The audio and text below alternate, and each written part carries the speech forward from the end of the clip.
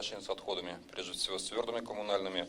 Однако есть системные проблемы, решение которых необходимо найти в самое ближайшее время. С начала этого года в Минэкологии поступило больше 7 тысяч обращений от жителей. Больше 5,5 тысяч касается незаконных свалок. Чаще всего это строительные. Также серьезная проблема – заполняемость мусорных полигонов. Полигоны – такой особый объект негативного воздействия.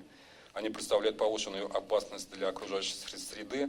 Прежде всего происходит постоянное загрязнение атмосферного воздуха свалочными газами, загрязнение почвы, а в некоторых случаях и подземных вод. С конца 2022 года в Министерство поступает многочисленные обращения граждан по вопросам неудовлетворительного состояния атмосферного воздуха в северной зоне Казани, в том числе и с жалобами на свалочный газ от полигона на улице Химической. Казанские полигоны уже исчерпали свои проектные мощности и в ближайшие годы не смогут принимать отходы, говорит Искандер Гиниатуллин. Он предлагает перейти на раздельный сбор мусора. Таким образом станет возможным вывоз ТКО по факту, а не нормативу. Получается возврат к старой модели утилизации отходов. Незабытое старое, оно на самом деле лучше того, что сегодня внедрено нового.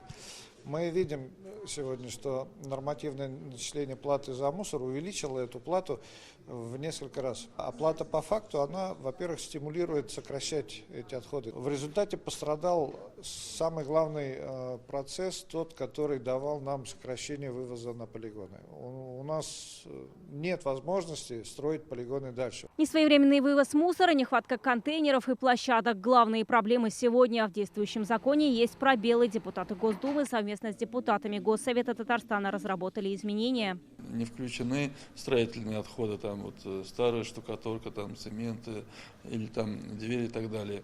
Также там отсутствуют биологические отходы, то есть это ветки. Региональные операторы на основе закона, действующего закона, их просто оставят на месте, их не увозить.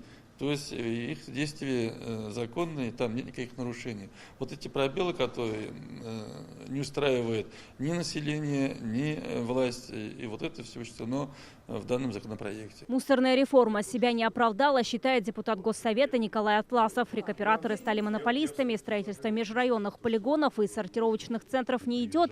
Раздельный сбор мусора провалился, говорят эксперты. По факту мы имеем региональных операторов, которые как в футболе перекидывают мячик друг к другу, и при этом проблемы не решаются. Я убежден в том, что вопрос надо передать назад.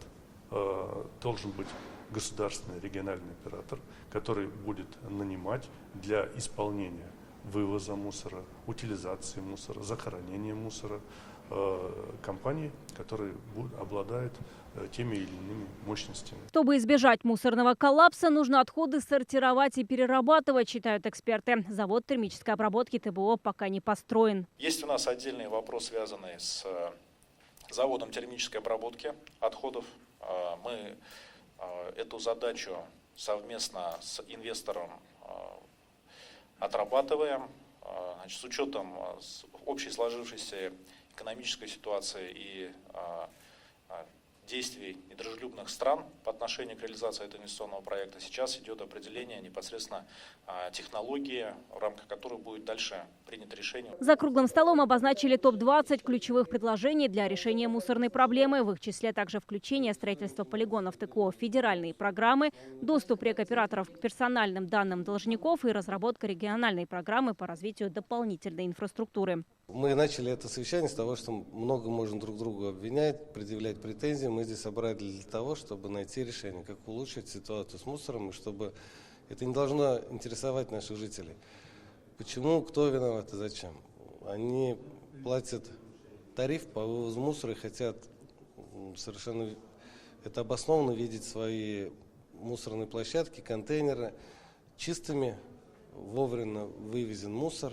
На встрече также были рекоператоры, представители бизнеса, экоактивисты. Все предложения примут в работу. Вероника Гайнудинова, Рамзиль Гарипов, ТНВ, Казань.